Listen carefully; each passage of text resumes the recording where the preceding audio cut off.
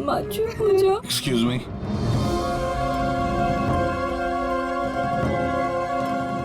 देखिए हम लोग सीआईडी से हैं। हाँ? जयंतीलाल जी के परिवार वालों से मिलना चाहते हैं।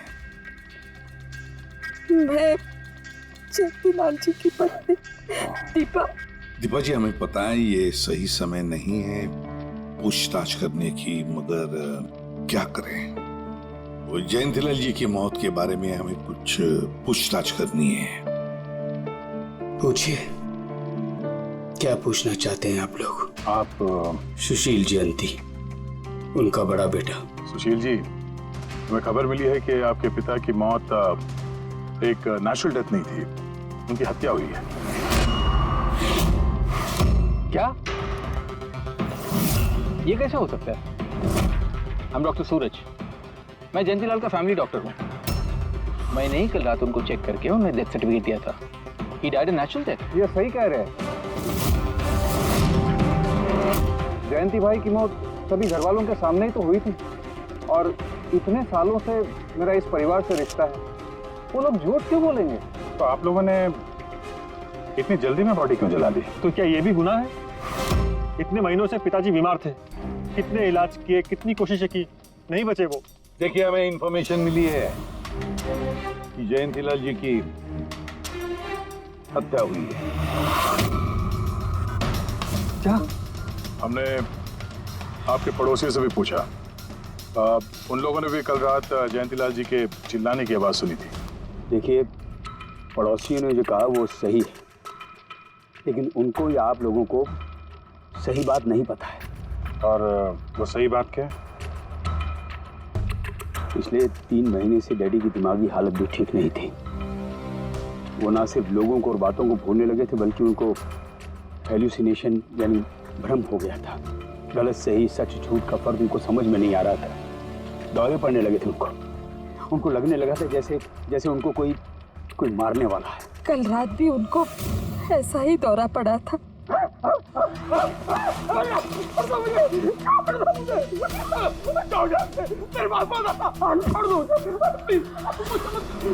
शांत, कूल। इंजेक्शन गई। Fast, come fast. डैडी, शांत, रिलैक्स। कुछ नहीं होता है।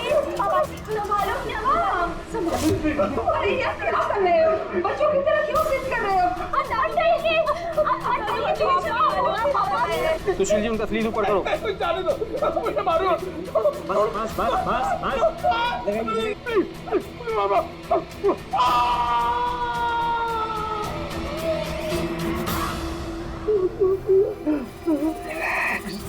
और इस बार अटैक इतना बड़ा था कि मुझे उन्हें बेहोशी का इंजेक्शन देना पड़ा, और 2 घंटे बाद उनकी मौत हो गई। मैं आपको सारी डिटेल्स दे सकता हूँ, उनकी मेडिकल रिपोर्ट्स, मेडिकल हिस्ट्री, दवाइयाँ, सब कुछ दे सकता हूँ मैं आपको। हो गई तसल्ली आपको? अब हम अपना काम कर लें। इतनी जल्दी भी क्या है हेमंत? जरा सच तो सामने आ जाए।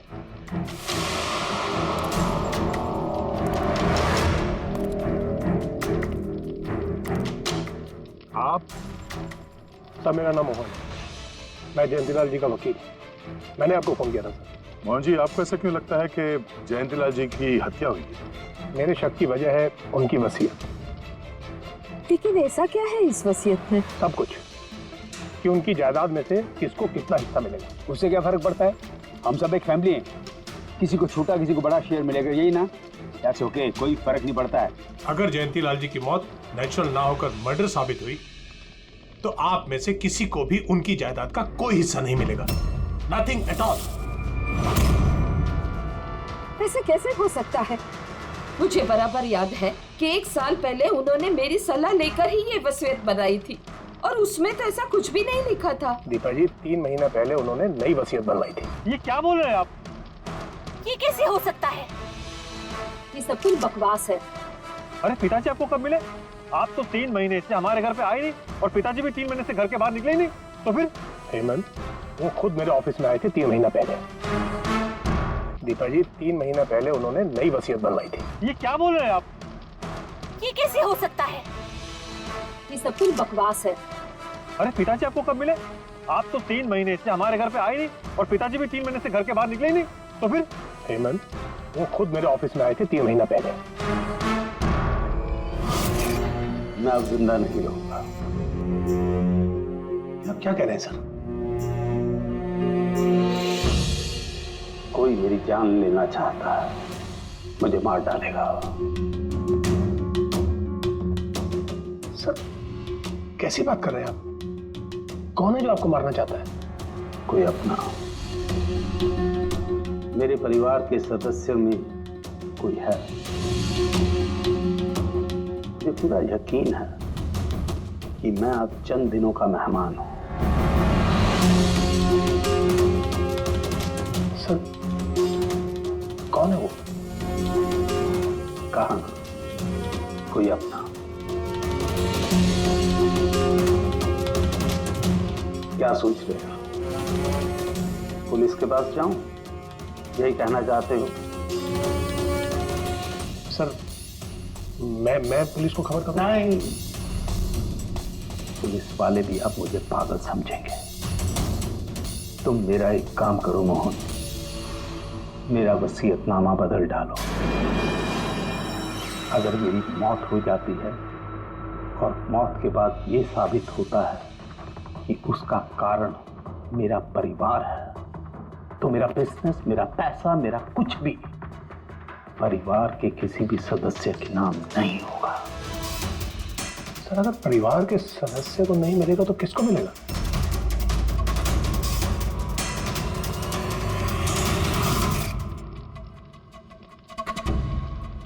हमें नहीं तो किसे मोहन? जायदाद किसको मिलेगी? सर सीआईडी को।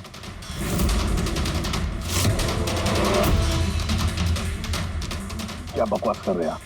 जी सर, अगर जयंतीलाल जी की मौत हत्या साबित होती है तो उनकी सारी जायदाद जो कि लगभग 5,000 करोड़ है वो सीआईडी को और पुलिस वेलफेयर डिपार्टमेंट को मिलेगी। ये क्या मजाक कर रहे हैं आप? ऐसा कैसे हो सकता है? हो सकता है अगर उनकी मौत हत्या साबित हुई तो। लेकिन उनकी तो हत्या हुई नहीं, हम वहीं तो थे। जो कुछ भी हुआ हमारे सामने हुआ है। उनकी हत्या हुई है या नहीं वो हम पता लगा लेंगे। अरे आप कैसे पता लगाएंगे? बॉडी तो है ही नहीं। बॉडी जल चुकी तो क्या हुआ, राख तो है। जब तक ये केस सुलझती नहीं तब तक जयंतीलाल जी की राख हमारी कस्टडी में रहेगी। अरे लेकिन सॉरी मैम।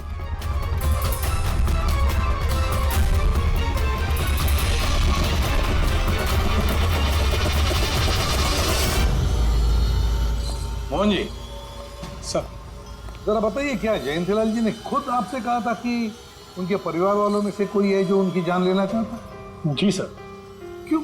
सर वजह तो पता नहीं, लेकिन उनको लगता था कि उनके घर वाले पैसों के लिए उनकी जान लेना चाहते हैं सर। बेटों से वो खुश भी नहीं थे। वो चाहते थे कि हेमंत और सुशील उनके साथ बिजनेस में हाथ बटाएं, उनके साथ बिजनेस करें, लेकिन ऐसा हुआ नहीं सर। ऐसा क्या हुआ? सर दोनों ने अपना अलग अलग बिजनेस शुरू किया, लेकिन उसे भी चला नहीं पाए। और हेमंत सर, वो तो एक नंबर का अय्याश निकला।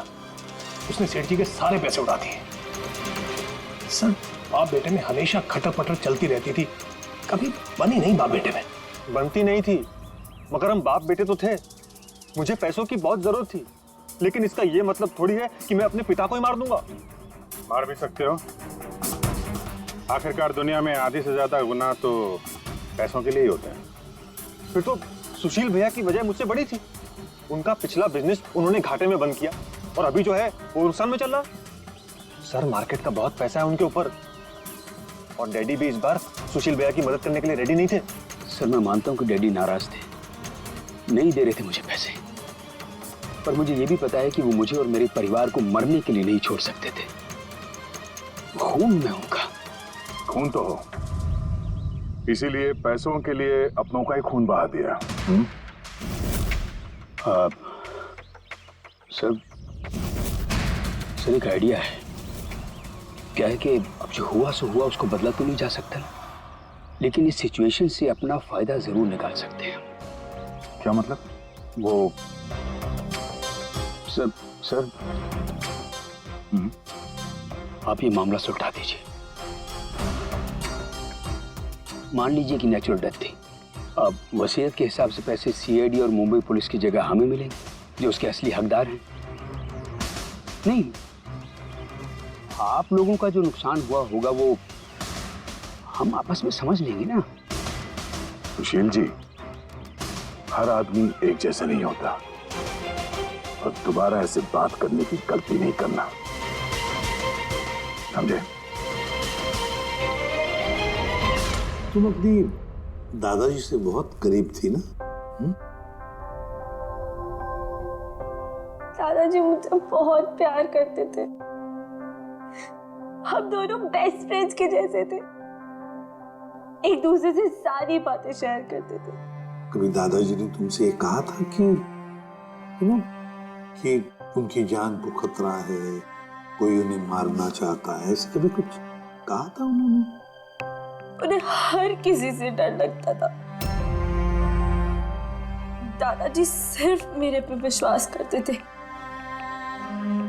बाकी उन्हें सबसे डर लगता था। तो उन्हें लगता था कि कोई उन्हें मार देगा। चलो दादू, अब हम खाना खाएंगे। क्या ये? चलो चलो चलो चलो दादू। मुझे वो सब लोग इसमें जहर मिला के मुझे मारना चाहते हैं। कौन मारना चाहता है दादू आपको? वो सब लोग मिले हुए हैं, सब मेरे खिलाफ साजिश कर रहे हैं। तुम मत खा, अरे फेंक देते, वरना तू भी मर जाएगी। दादू आप मेरा विश्वास करो, ये खाना मैंने अपने हाथों से बनाया, इसमें कुछ नहीं है, इसमें जहर भी नहीं, कुछ नहीं है। दादू आप मेरा विश्वास करो। देखो देखो देखो, मैं हाथों में खा रही हूँ ना, देखो देखो, मुझे कुछ हुआ, मैंने अपने हाथों से बनाया। चलो दादू, चलो चलो चलो, खाओ खाओ खाओ खाओ। गुड दादू, गुड दादू। चलो एक और बाइट, जल्दी से जल्दी से जल्दी से जल्दी से एक और बाइट खाएंगे। अच्छा है ना दादू? गुड गुड, चलो मुझे चलो कितना दादू। प्यार करती है, तू मेरा कितना ख्याल रखती है, बाकी सब लोग मेरी दौलत के पीछे हैं, मुझे मार देंगे। दादू आपको कुछ नहीं होगा, आपका बहादुर बच्चा है ना इधर, मैं आपको कुछ नहीं होने दूंगी। देखो, अब तुम घर जाओ, जाओ, और देखो किसी भी चीज की जरूरत पड़े तो मुझे फोन करना, ठीक है? जाओ।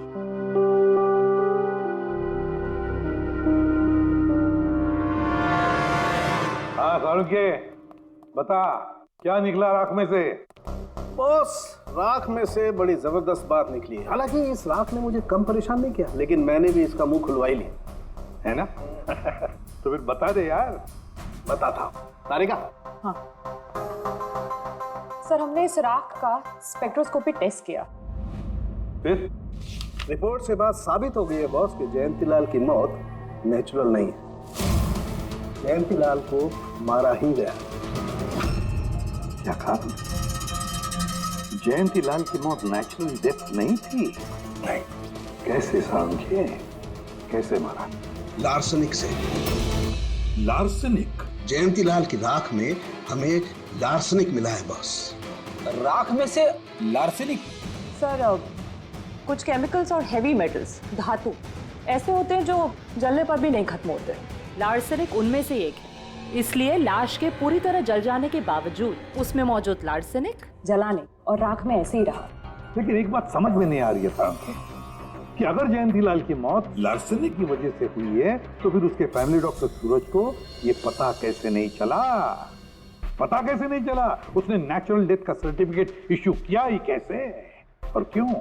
बॉस, अगर लार्सनिक जैसा जहरीला केमिकल इंसान के शरीर में एक साथ बहुत ज्यादा मात्रा में पहुंचा दिया जाए तो इंसान की तुरंत मौत हो जाती है, लेकिन अगर यही जहर धीरे धीरे थोड़ी थोड़ी मात्रा में उसके शरीर में पहुंचाया जाए तो उसकी मौत एक साथ एकदम नहीं होती है। पहले उसकी याददाश्त जाती है, फिर उसे अजीब अजीब से सपने आने लगते हैं, उसे हेलुसिनेशन होने लगता है, भ्रम होने लगता है, फिर पागलपन के दौरे पड़ते हैं। और जयंतीलाल के साथ ये सब कुछ हो रहा था। लार्सनिक? जी हाँ, लार्सनिक। और इससे यह साबित हो गया कि जयंतीलाल जी की मौत बीमारी से नहीं बल्कि उनका खून किया गया। लेकिन ये किया किसने? वही पता करने हम लोग यहाँ हैं। अभिजीत, जयंतीलाल जी का कमरा चेक करना पड़ेगा। Okay sir.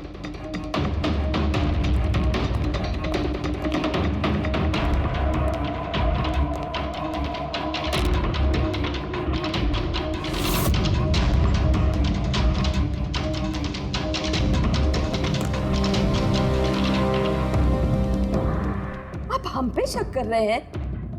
आपने ऐसे सोच भी कैसे लिया कि हम लोगों में से कोई ऐसी घिनौनी हरकत कर सकता है? ऐसा कुछ नहीं है माँ, ये सब इनकी चाल है। डैडी की प्रॉपर्टी इन्हें मिल जाए इसके लिए मनगढ़ंत कहानी बना रहे हैं ये लोग। बकवास मत करिए सुशील जी, दोबारा ऐसा बोला ना अंदर डाल दूंगा।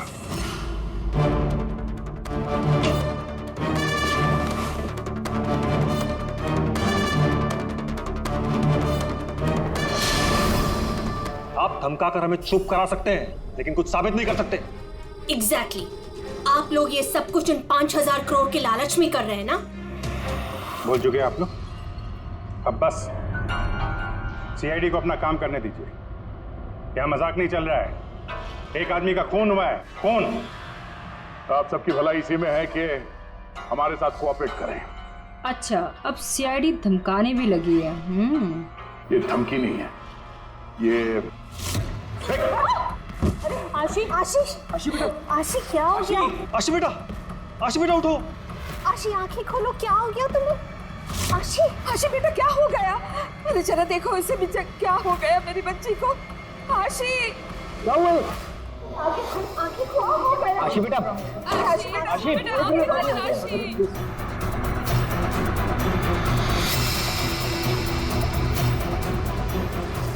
हो गया आशी? आशी इसे हॉस्पिटल ले जाना पड़ेगा फौरन।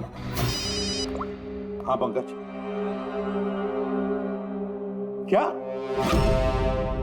माय गॉड, ये अच्छा ठीक है। क्या हुआ? ये डॉक्टर सूरज ने आशी के कुछ टेस्ट किए थे, पता चला कि उसके खून में भी लार्सेनिक है। लेकिन सर, लार्सेनिक आशी के खून में पहुंचा कैसे होगा? सर, ऐसी कोई कॉमन चीज जो जयंती लाल जी और आशी दोनों के कांटेक्ट में आई हो? खाना। अब आशी ने बताया था ना कि कुछ दिनों से जयंती लाल जी का खाना वो खुद टेस्ट कर रही थी। नहीं नहीं बस खाना नहीं, ये कुछ और है। ये सालों के साथ ये आपको कैसे पता चला? बताता हूँ, बस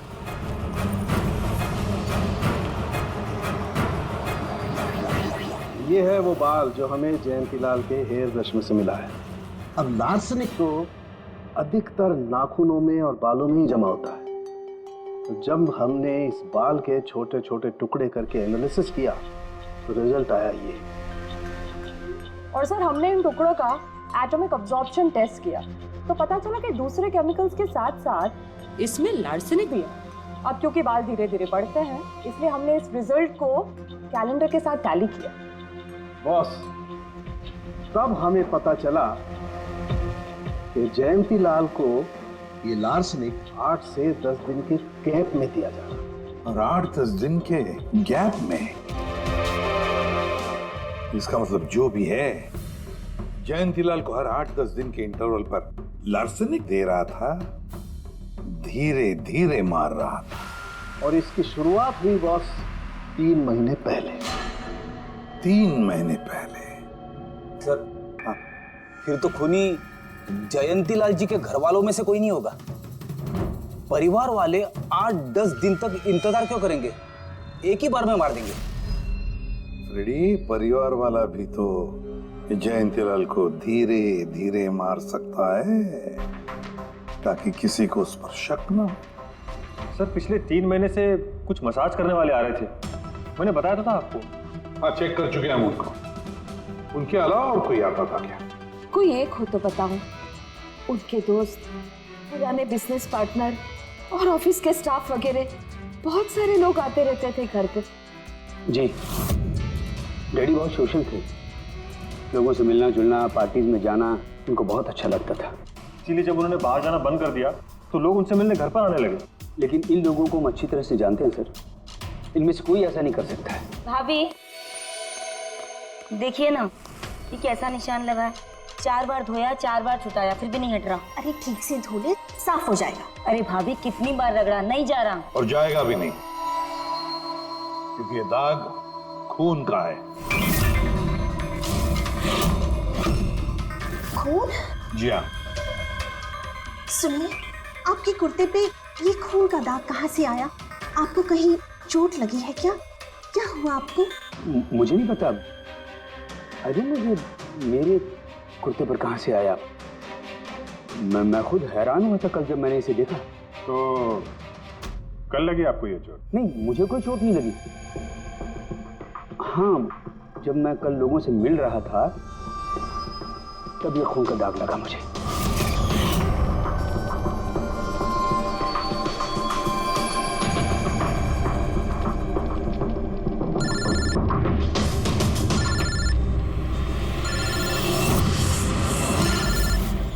बिना चोट खून के धब्बे, अजीब बात है।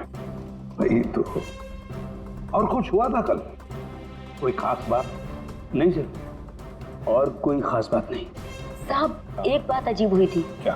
कल सुबह मुझे गार्डन में कांच के कुछ टूटे हुए टुकड़े मिले थे। कांच के टूटे हुए टुकड़े?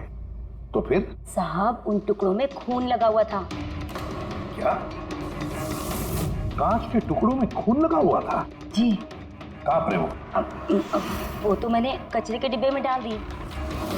इस कुत्ते पे खून, कांच के टुकड़े पे खून। कहाँ देखे थे वो कांच के टुकड़े तुमने? ये देखिए, यहाँ पर मिले थे मुझे कांच के टुकड़े। यहाँ पर? जी।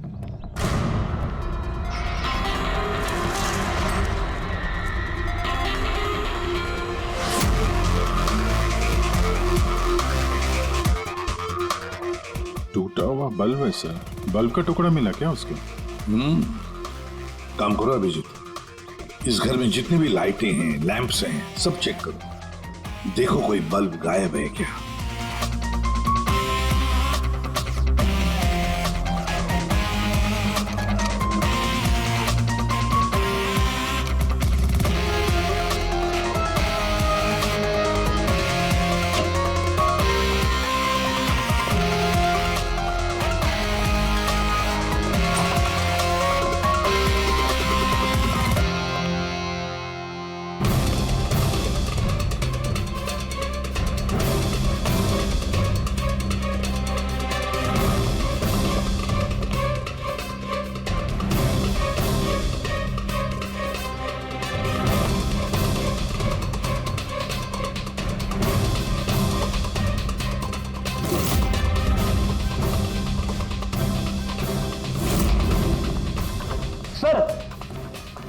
सब जगह देख लिया, कांच का टूटा हुआ सामान कहीं पे भी नहीं है।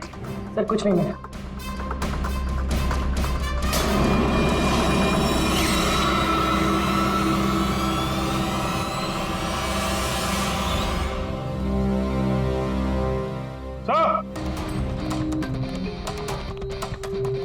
हाँ अभिजीत, ये सही, ये देखिए, यहाँ का बल्ब गायब है।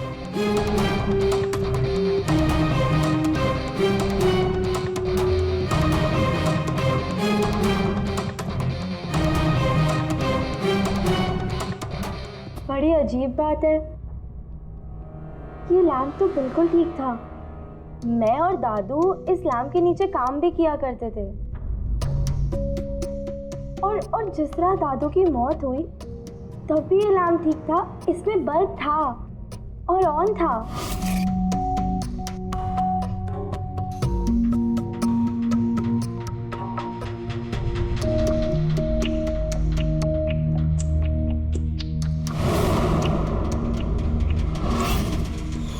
तो फिर इस लैंप से बल्ब अचानक गायब कैसे हो गया? क्या कविता? नहीं साहब, मुझे कुछ नहीं मालूम कि बल्ब कैसे गायब हुआ, किसने निकाला, मैं कुछ नहीं जानती। लेकिन सर, ये बल्ब कोई गायब करेगा क्यों? सर, इस बल्ब का और इस लैंप का कुछ ना कुछ तो लेना देना है इस केस में।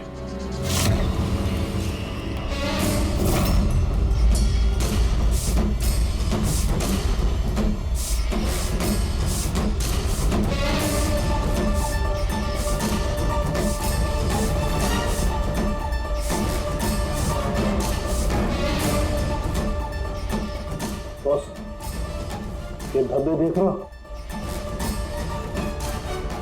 ये धब्बे लार्सनिक के हैं। लेकिन ये लार्सनिक के धब्बे पूरे लैंप पर कैसे? बॉस, हुआ ये होगा, खूनी जयंतीलाल जी के घर पे आता होगा हर 8 या 10 दिन में।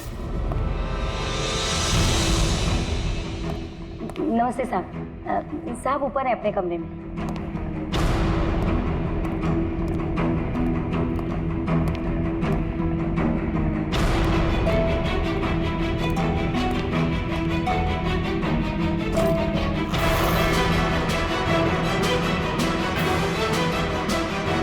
और चुपके से जयंतीलाल के टेबल लैंप पे लार्सनिक छिड़कता होगा।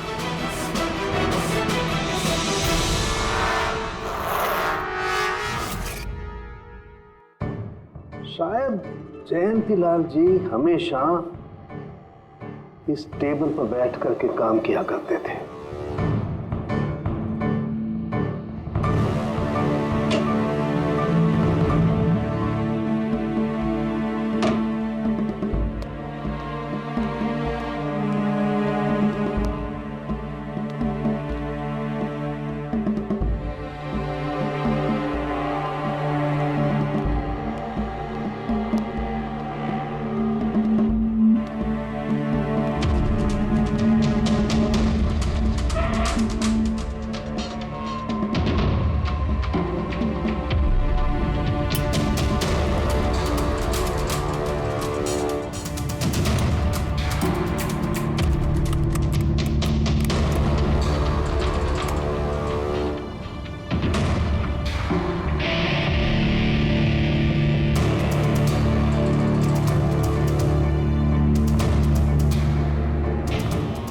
और जैसे ये बल्ब गर्म होता था, लार्सनिक धीरे धीरे फैलकर जयंतीलाल जी की सांसों में घुल जाता था।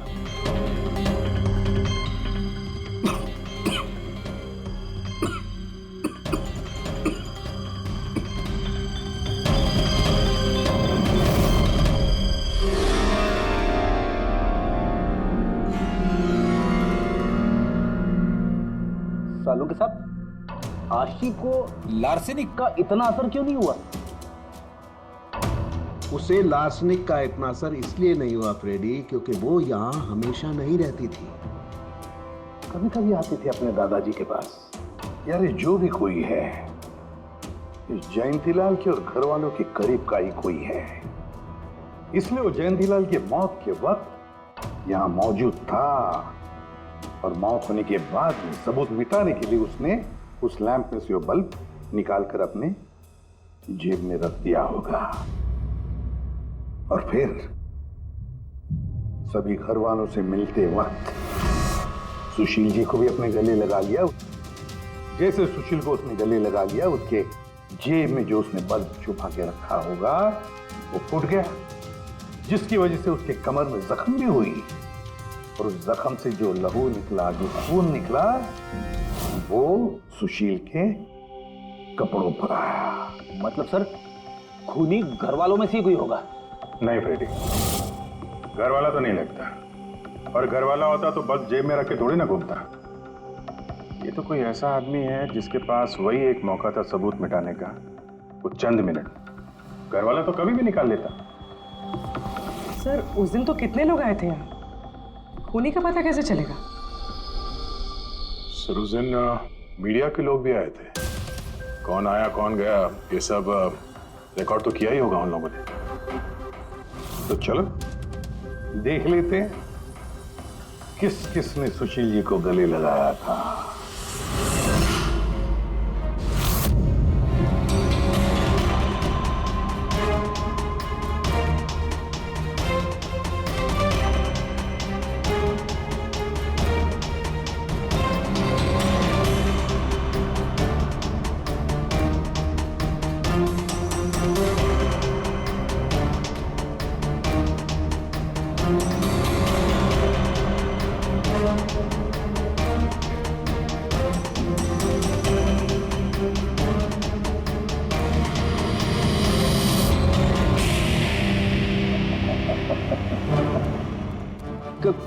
क्या हुआ सर, खूनी का पता चल गया?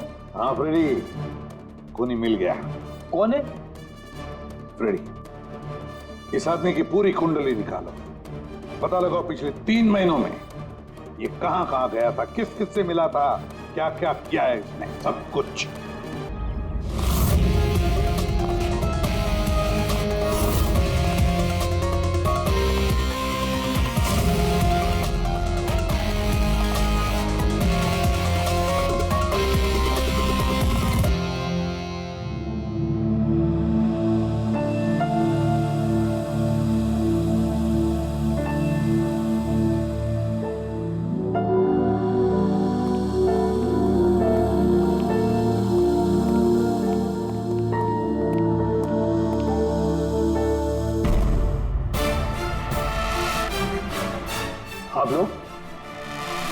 आप लोग फिर यहाँ हैं? खूनी का तो पता चला नहीं होगा, कुछ छानबीन रहेगी होगी नहीं? नहीं सुशील जी, कोई छानबीन नहीं बची है। खूनी का पता चल गया और खूनी अभी इसी वक्त यहाँ हम सब के बीच मौजूद है। क्या? कौन है वो?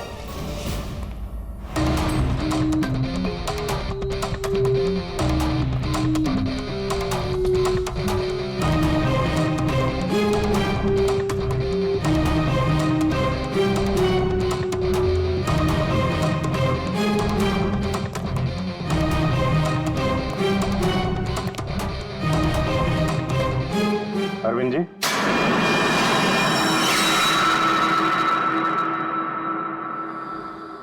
जरा उठेंगे आप? मैंने क्या किया? अरविंद जी, आपने क्या किया इसका तो पता हमने लगा ही दिया। बस अब आपके कारनामे हम आप ही के मुंह से सुनना चाहते हैं। क्या बकवास है ये? आप मुझ पर इल्जाम लगा रहे हैं। आपको क्या लगता है कि मैंने जयंती को मारा?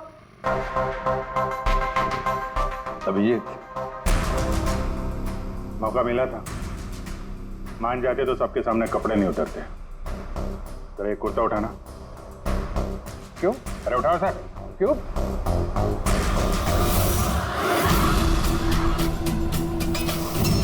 क्या ये निशान कैसा है? हाँ? कौन सी भाषा बोल रहे हो तुम? हिंदी में बोलो, हिंदी में, मातृभाषा है हमारी। भूल गए क्या? याद दिलाओ। हाँ? नहीं सर,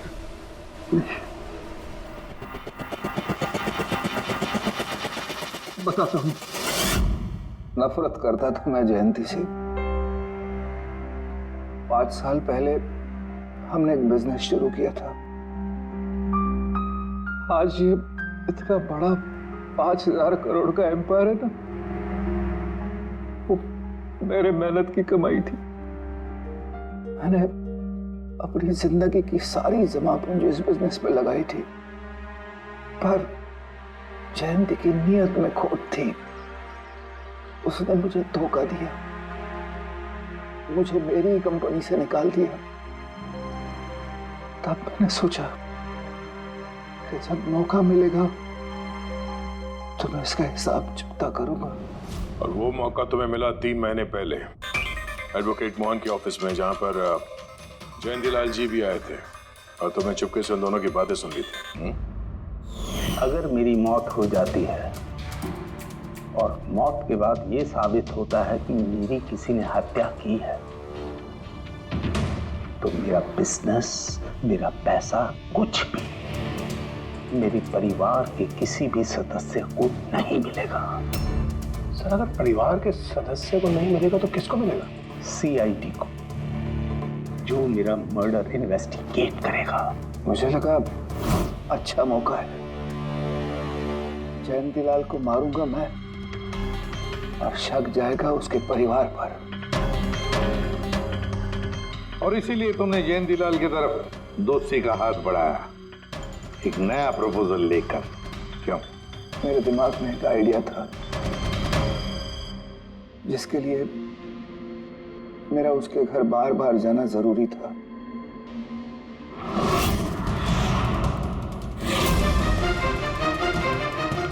साहब ऊपर है अपने कमरे में।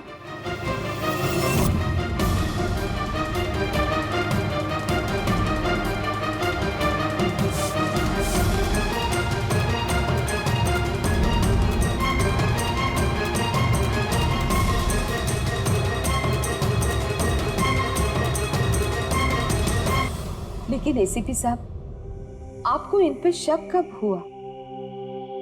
दीपा जी, जयंतीलाल जी की अंत्येष्टि के दिन जो मीडिया कवरेज हुआ था, जो मीडिया वालों ने वीडियो फुटेज लिया था, उसकी मदद से जयंतीलाल जी के अंत्येष्टि के दिन घर के बाहर जो इन्होंने कुर्ता पहना था, शमशान भूमि पर वो कुर्ता बदल दिया गया था, क्योंकि उस पर खून जो लगा हुआ था। क्यों अरविंद जी?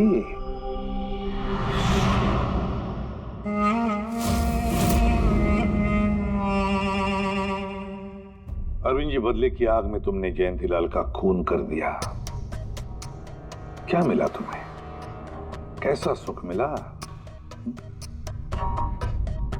गलत किया तुमने, गलत किया। रेडी?